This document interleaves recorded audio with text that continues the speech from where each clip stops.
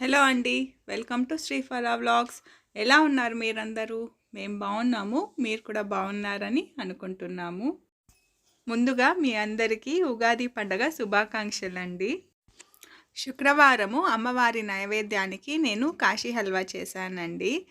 అలాగే ఉగాదికి కూడా ఈసారి కాశీ హల్వానే చేద్దామని ప్లాన్ చేసుకున్నాను. ఫ్రైడే నేను ఈ రెసిపీ చేసినప్పుడు టేస్టీగా చాలా బాగా వచ్చిందండి. అందుకోసం ఆ రెసిపీని మీ అందరితో షేర్ చేస్తున్నాను.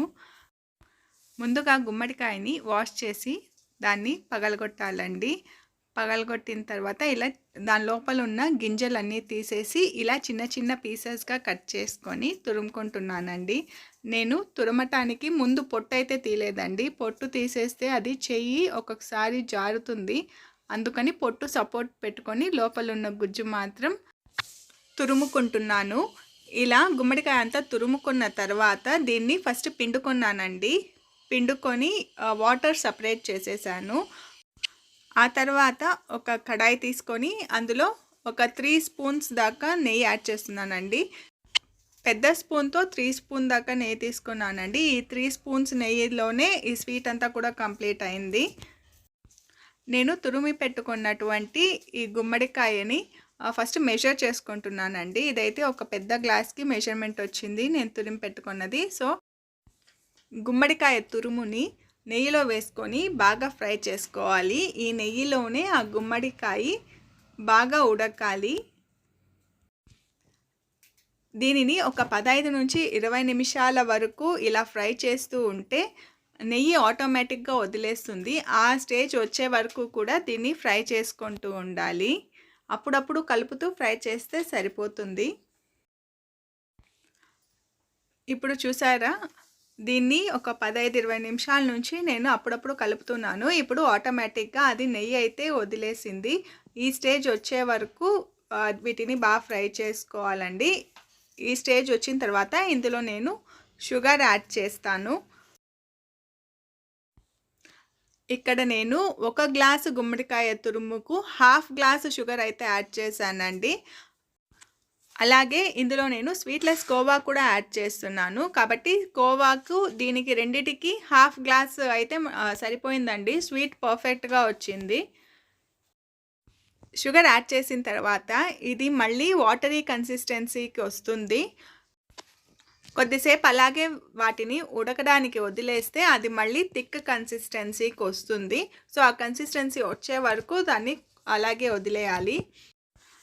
ఈ స్వీట్ చాలా ఈజీగా అయిపోతుందండి, పెద్ద కష్టమేం లేదు.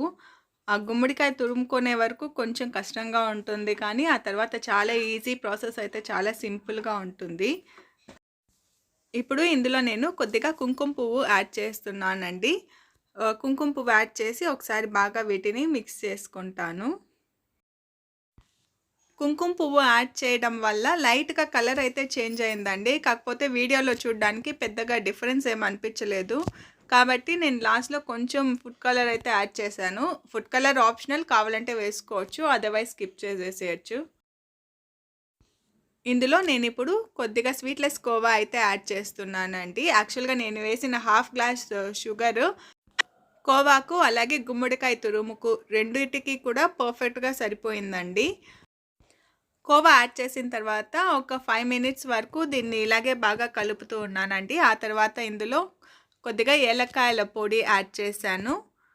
ఏలక్కాయ పొడి యాడ్ చేసి ఒకసారి బాగా మిక్స్ చేసుకున్న తర్వాత ఇందులో లైట్గా ఫుడ్ కలర్ అయితే యాడ్ చేశాను.